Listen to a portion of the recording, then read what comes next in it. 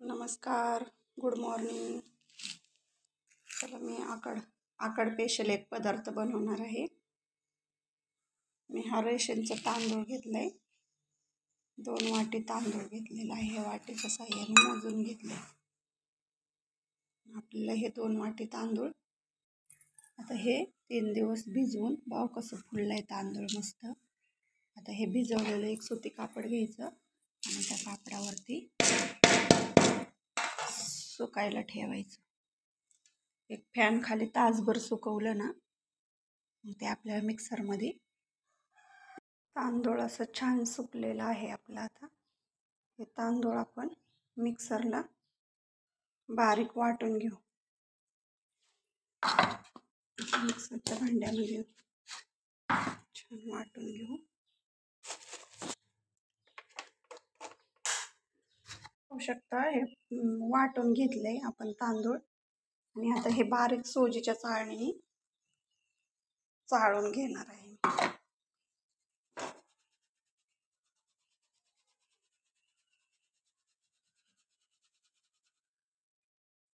पाहू शकता किती बारीक झालं. चला आता आपलं अनारशाचं पीठ सगळं दळून मिक्सरला बारीक चाळून घेतलंय. आता हे पीठ अर्धा किलो आहे. अर्धा किलो तांदळाचं बनवलेलं आहे. त्याच्यासाठी गूळ पण आपण हा अर्धा किलोच घेतलेला आहे. गूळ बारीक केलंय आणि आता ते बघा, आता हे अनारशाचं पीठ आपलं तयार झालंय. आता यातलं एवढं गूळ शिल्लक राहिलंय मी घेतलेल्यापैकी. मी म्हटलं होतं तुम्हाला ना, गूळ जेवढं लागेल तेवढंच त्याच्यात घालायचं आहे, मावेल तेवढंच, नाही तर पीठ मग पातळ होतं. आता आपली बघा ही अशी छान गोळी तयार झाली. ह्याची होऊ शकतं. आता हे अनारशाचं पीठ आपलं खूप छान असं तयार झाले.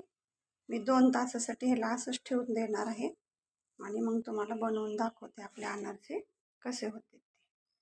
तर हे अनारशाचं पीठ आपलं तयार झाले. मी छोटे छोटे गोळे केले आणि आपलं हे तेल पण तापायला ठेवले. आता इथं मी तुम्हाला बनवून दाखवते. यासाठी खसखस लागणार आहे. खसखस घेतली.